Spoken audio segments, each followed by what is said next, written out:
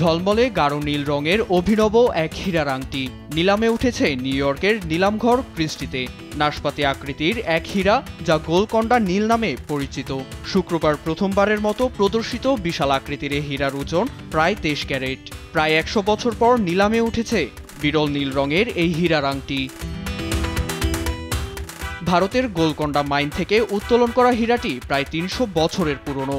বলা হয় ভারত পৃথিবীর অন্যতম প্রধান হীরা উত্তোলনকারী দেশ। গোলকন্ডা খনির হীরা স্বচ্ছতা ও রঙের ভিন্নতার কারণে বিশ্বব্যাপী ব্যাপক পরিচিতি পায়। নীল হীরায় রয়েছে বোরন, এর মধ্য দিয়ে বিদ্যুৎ চালনা করা সম্ভব। এটি একটি বিদ্যুৎ পরিবাহী হীরা। যত বেশি বোরন এতে থাকবে, তত বেশি গাঢ় নীল রং ধারণ করবে এটি। জেম ইনস্টিটিউট অফ আমেরিকা বলছে, প্রাকৃতিকভাবে তৈরি হওয়া পৃথিবীর সবচেয়ে গাঢ় নীল রঙের হীরা এটি। ক্রিস্টির মতে, হীরার আংটিটি 35 থেকে 50 মিলিয়ন মার্কিন ডলার পর্যন্ত দামে বিক্রি করা সম্ভব। গোলকন্ডা পৃথিবীর প্রথম হীরা উত্তোলনের খনি। দক্ষিণ আফ্রিকা, রাশিয়া ও ইন্দোনেশিয়ার বহু আগেই হীরা পাওয়া যায় এই খনি থেকে। অন্যান্য খনিতে শুধু সাদা, গোলাপি ও নীল রঙের হীরা পাওয়া যায়, তবে গোলকন্ডা খনিতে সকল রঙের হীরা পাওয়া যায়।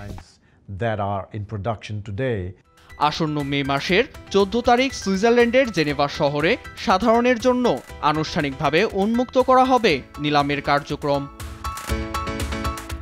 নিউজ ডেস্ক, দেশ টিভি।